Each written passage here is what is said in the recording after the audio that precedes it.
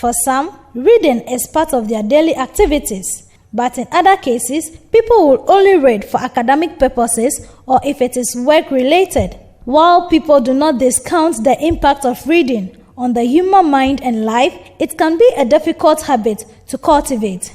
This year, it appears many more people have as part of their resolutions to read a number of books before the year ends. This ties in quite well with the Ghana Library Board's declaration of 2019 as a year of learning. As Citi News took to the street to assess the reaction of some Ghanaians about the declaration, obvious that even those who do not really take delight in reading are being committed to do that with reasons. I'm more mathematical than reading, so I read though, but not a good reader. There is a lot to gain when you read. Normally I read for examination purposes. For the leisure, maybe on social media, I read. I have a passion of reading stories with in the telly with the children. Like some of the cartoons, some of them are educative, so I encourage them to follow those things. So as I follow them, as you teach them, you also learn. I'm doing my master's program, so my books are also there waiting for me, so I have to read more. I read the Bible most often. I read about marriage books as well, to enhance my marriage, to make my marriage so fruitful as well. Anything that I come across, I do read, because that's where vital things are being hidden, and we get knowledge from reading.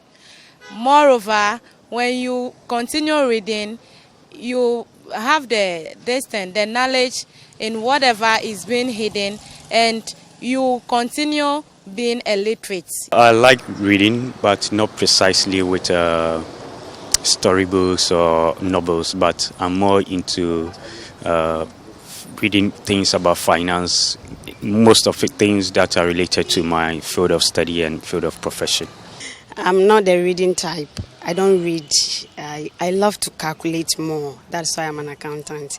This year, I would love to read more, because when you read more, you get a whole lot of knowledge. Like you get to know a whole lot more. For some of these people, they are rather making conscious effort to get their children to love reading, as this will have a positive impact on their growth and school life. I'll buy most current books for my kids, so that they'll be reading most often, so that they'll be abreast with time and seasons. Whatever you know, you have to impart onto your children. So I intend to have a small story library for them with a lot of books, so that they'll develop the habit of reading. Reading books is now on the focus of the children, which have established a library for them from primary to GHS. That's where I have my small kids are. So I encourage them to read. Because of that, I provide them with the basic reading books to learn.